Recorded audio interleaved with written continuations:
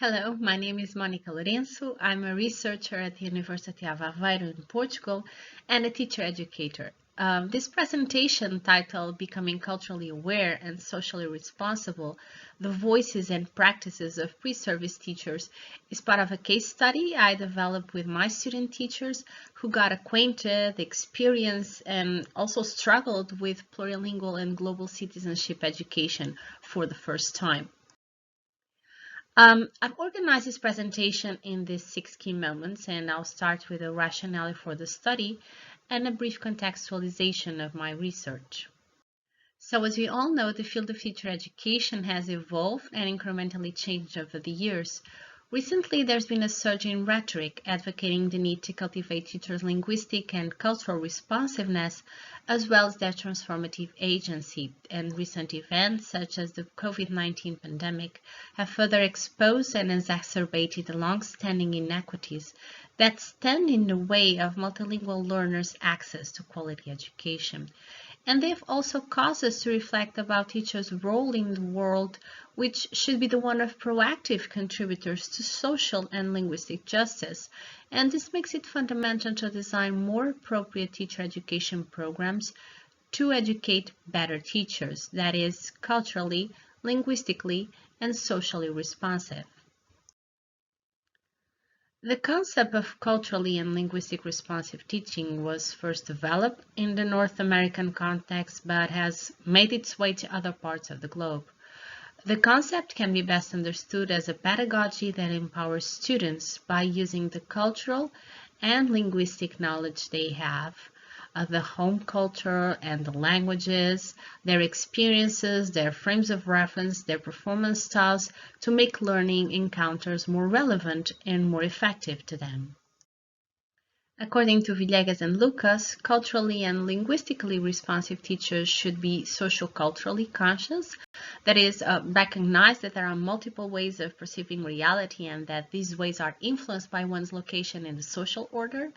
have affirming views of students from diverse backgrounds, seeing resources for learning in all students rather than viewing differences as problems to be overcome, see themselves as both responsible for and capable of bringing about educational change, understand how learners construct knowledge and help them reconstruct knowledge, know about their students, and use this knowledge about students' lives to design instruction that builds on what they already know.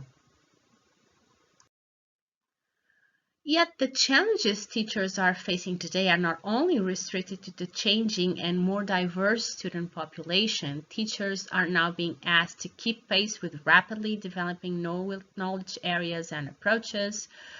to leave the comfort of their classrooms and adopt the virtual learning tools, to prepare students for the demands of a constantly changing and volatile global world, and to be socially responsible actors in the transformation of the communities in which they work.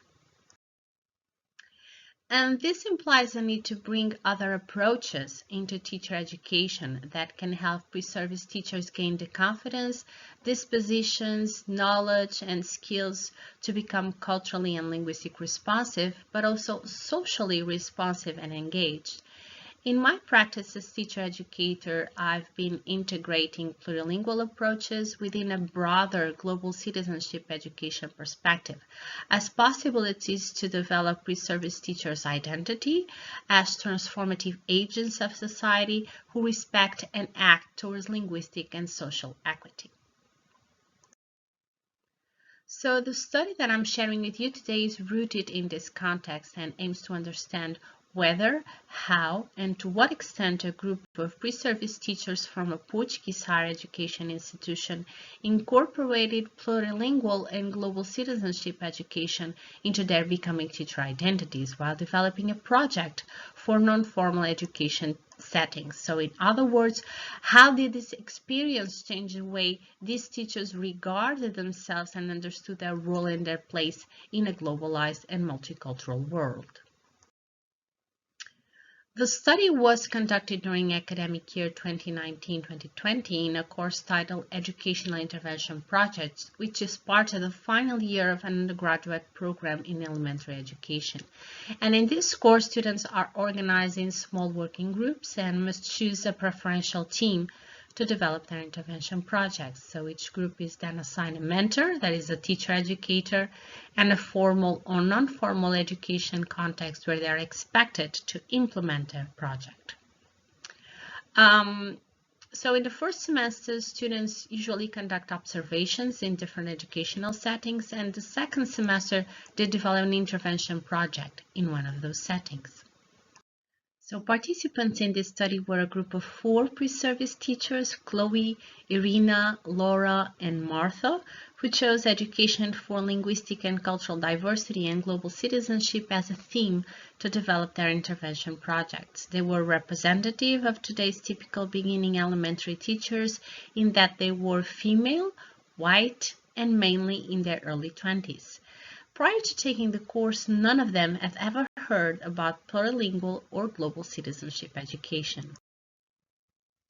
So the activities they performed during the course were, for instance, visiting and observing formal and non-formal settings, attending lectures on plurilingual and global citizenship education, and also reading and discussing key literature in the field, participating in 2-hour weekly discussions with a mentor and the other group members, writing individual reflections and group reports, and designing activities for 8 non-formal education settings, which were part of the municipality of Ilhavo. So in order to understand the effects of the teacher education program in pre-service teachers' professional identities, I conducted a qualitative case study and collected the individual reflections they wrote at significant moments during the academic year. These were submitted to deductive content analysis using the skills reference data in didactics of intercomprehension, which is a guide to assess teachers' ability to integrate pluralistic approaches as a framework of their educational activities. This guide has also been used in prior research on global citizenship education and comprises 3 dimensions: a pedagogical and didactic dimension, central to teachers' professional skills, which includes declarative knowledge about teaching, didactic approaches, and procedural knowledge to implement these approaches in the classroom. A linguistic and communicative dimension related with development of teachers' repertoires and communication skills, as well with plurilingual and intercultural learning processes, and an ethical and political dimension reflected in their ability to understand education for linguistic and cultural diversity as a way to promote social justice and democratic participation in a globalized world. So moving on to the results in terms of the pedagogical and didactic dimension, pre-service teachers' reflections suggest that the course allowed them to gain a more flexible understanding of the primary school curriculum and discover meaningful spaces to integrate pluralistic approaches within a global citizenship education perspective in an interdisciplinary way, and also allowed them to unveil possibilities to articulate formal and non-formal education settings using hands-on approaches such as experiential learning that are student-centered, promote critical thinking, and move beyond the classroom walls. And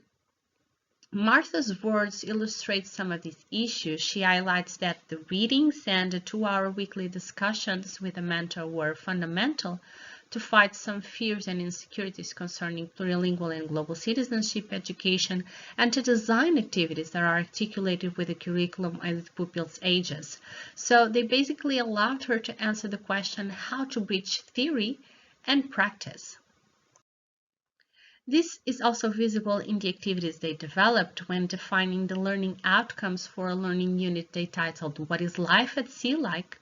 which was designed for 9 to 10-year-old pupils and for the St. Andrew's Ship Museum in Ilhavo. Pre-service teachers were not only able to include the themes of local identity and linguistic and cultural diversity, which are aligned with plurilingual and global citizenship education, but also to articulate them with the different subject areas or the 4th grade curriculum. And if we take a look at the learning outcomes, we can see that they are related not only with languages, but also with history, with geography, and also with the environment sciences. And the activities also show that the pre-service teachers were able to integrate pluralistic approaches such as intercomprehension in a meaningful way, particularly as a vehicle to promote awareness of and respect for linguistic and cultural diversity. For instance, among the activities proposed to take place in the Ship Museum, which were planned around the theme of a caught fish campaigns of Portuguese sailors to Norway, pupils were invited to play a game in Activity 4, where they had to match words in Norwegian, English, and Portuguese, and reflect about the notion of language families. They were also invited to read and to analyze a letter in Activity 5 from a Norwegian girl, written in Norwegian, describing her daily routine, and pupils would have to use their repertoires and also their world knowledge to discover what was the letter about. Then they would prove their hypothesis right or wrong by comparing it with the Portuguese version. So taking these activities in consideration, it is not surprising to see that in what concerns the linguistic and communicative dimension, pre-service teachers discovered languages and cultures that were previously unknown to them, such as Norwegian. They acquired knowledge on language families, on their specific features, on linguistic and cultural similarities and differences, and they also adopted a more positive attitude towards language learning and towards the inclusion of different languages and cultures in mainstream education and in their future practice as elementary teachers. Talking about the future, Laura writes, I see myself as a teacher capable of accepting all children. I intend to reach all of them through languages, Portuguese and English, but I do not put aside the possibility of learning Spanish or other languages. I think that the reference to Spanish is possibly related to the increasing number of Spanish-speaking migrants arriving to Portugal and to the Ilha Buenaventura region in particular, mainly coming from Venezuela. Finally, within an ethical and political dimension, pre-service teachers' reflections also show that the teacher education program helped pre-service teachers understand the major purposes of education and consequently to reconsider the demands of the teaching activity in a globalized world. Pre-service teachers also realize that there is no other way than to adopt transformative forms of education, mentioning that they feel motivated and willing to use plurilingual and global citizenship education in the future. I think that Chloe's statement is quite poignant in this respect when she says that I feel that it is mandatory to adopt teaching strategies that cater for the inclusion of all students and for equal opportunities, and that promote an awareness that we need to think and act locally to make a difference at a global scale. It is along these lines that I want to act as a future teacher. So as a conclusion, I can say that the teacher education program seems to have contributed to teachers' growth as culturally and linguistically aware educators as well as global citizens. I think that a year-long single course which took place during the pandemic and also prevented teachers from experimenting the activities with groups of children is not enough to prepare confident global citizenship educators. So further research is needed to understand whether pre-service teachers' perspectives have an impact on their future pedagogical practice and attitudes, and namely in terms of creating a supportive and a responsive classroom environment. Thank you so much for your attention.